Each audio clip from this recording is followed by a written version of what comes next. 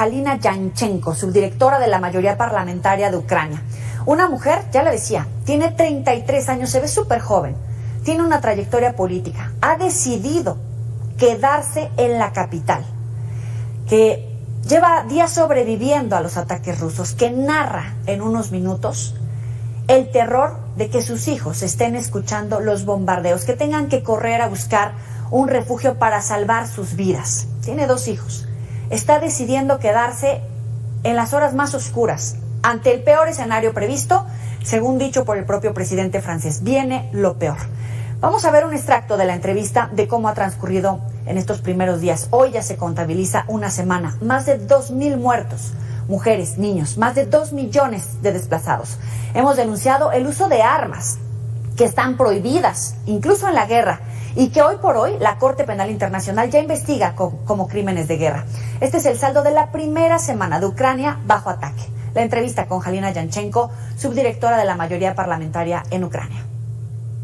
The situation keeps being dangerous, and we still have massive attack of Russian occupation troops on Ukraine, all over the regions, all the peaceful cities. But however, I'm very proud of Ukrainian army. I'm super proud of Ukrainian President Volodymyr Zelensky, and I'm very thankful to the people of Ukraine.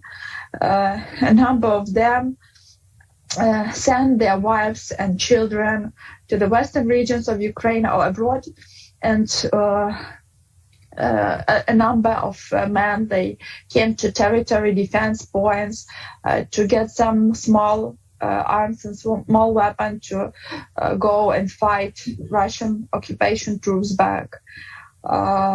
Ukrainian people are very courageous, and given the fact that we are fighting one of the most powerful army in the world, and we are doing good fighting them back, it's actually quite complicated. We already have over 1,000 people, 1,000 innocent Ukrainians fallen dead.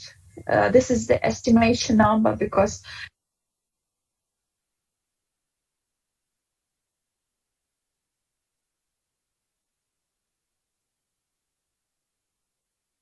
no one can say the real number after all these challenges and all these nightmares that we are coming through. But not only men, also women. Yes, also women, and I should tell you that there are even elderly people, elder men and women who are coming to territory defense. If they're not getting weapon, then they go and they start making Molotov cocktail to throw them into Russian tanks, having no other weapon to fight back. So Ukrainian people are demonstrating a great heroism, but this is something that should not happen. In the current situation, in the modern world, in 21st century, small countries should not fight back the huge tyranny, huge dictatorship, with the world just looking, having a glance on what is going on. So I think it's really time for NATO countries to take some active actions, given the fact that just 2 days ago, Putin has started blackmailing Ukraine and world that he will use nuclear weapon. I'm not mistaken, and be serious about that.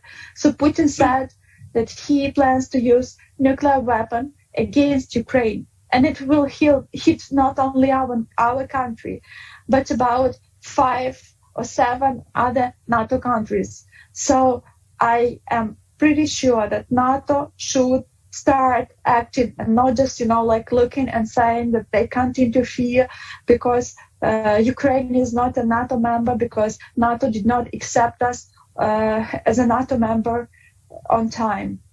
Is this the darkest hour, the darkest days in this situation?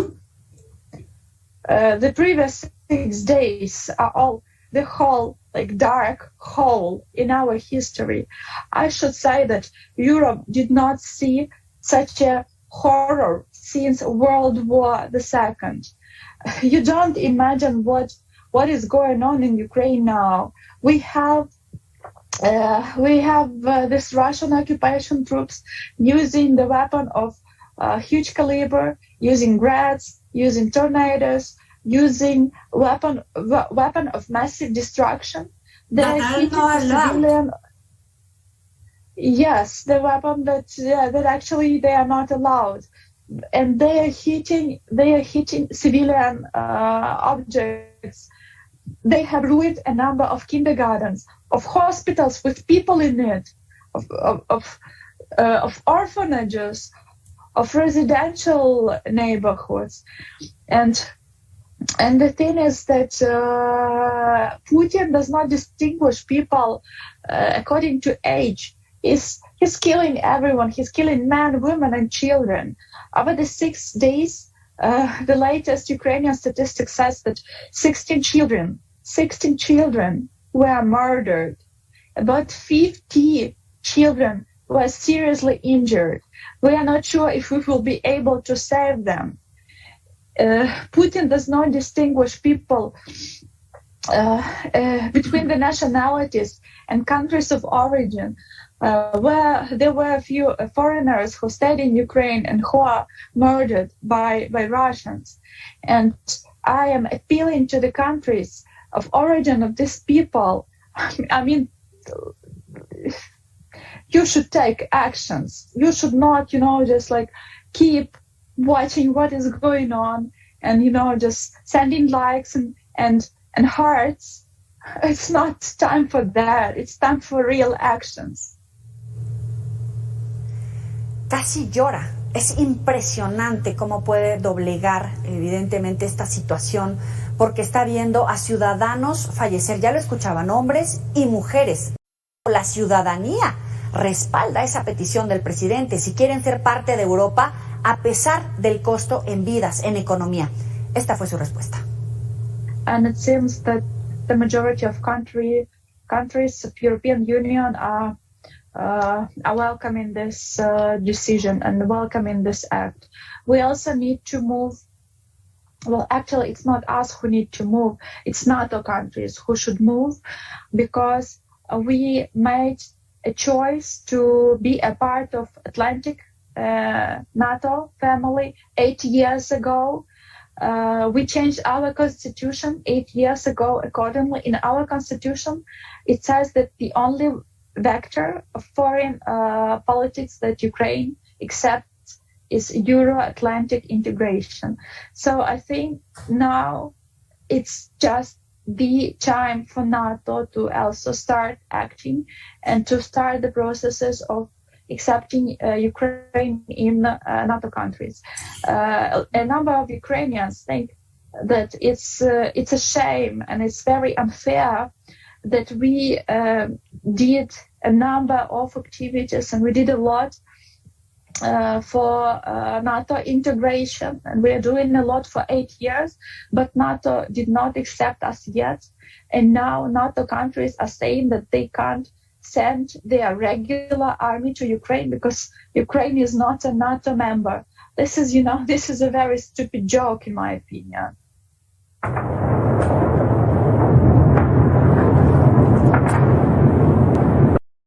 Pero tenía que hacérsela a Halyna Yanchenko. Ucrania puede caer, puede rendirse, puede sucumbir, puede ser sometida ante las tropas rusas de Vladimir Putin en los siguientes horas o días. Es difícil, pero es una opción. Que Ucrania y su gobierno caiga. Esta es la respuesta. Well, it's difficult to foresee anything. I'm not sure I have an answer to your question. Are you afraid, or how you feel? Well, I am afraid and I am desperate in the same time.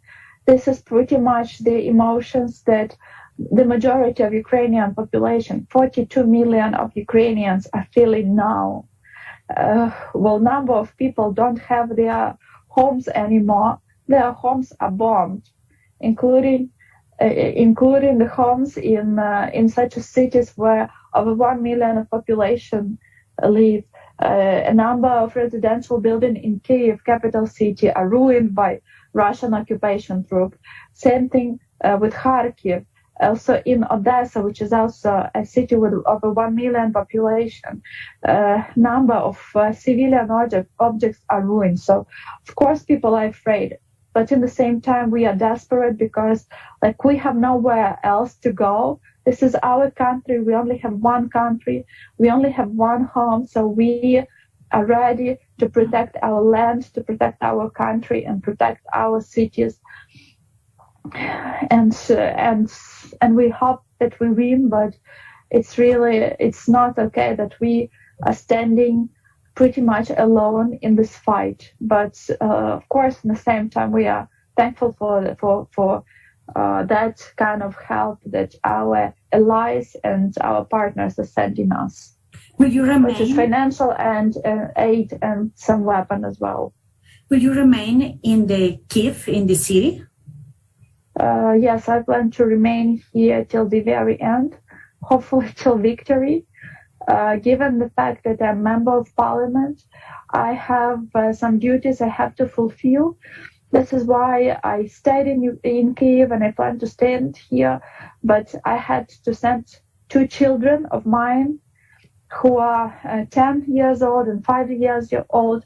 I sent them to the very western region of Ukraine. They are 600 kilometers away from me. I didn't see them for 6 days in a row already. And I hope that they are relatively safe. But today I had a call with my children, and they told me that they had to run to the basement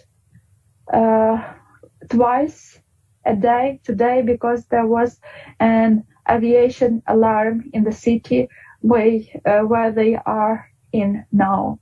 So this is, kind of experience no one wants to go through, and it's really horrible that we have to experience this in the 21st century again. Usted ya la escuchó, tiene 2 hijos, ha decidido mandarlos a otra región para mantenerlos a salvo. Ya están viviendo esta guerra. Ella decide quedarse en la capital para defender su territorio. Dice que el legislativo y los ciudadanos respaldan al presidente de Ucrania en esta petición para ser parte de Europa, a pesar del costo que esto puede tener. Vamos a compartir con ustedes en nuestros próximos espacios informativos esta entrevista. También lo puede bajar desde las redes sociales.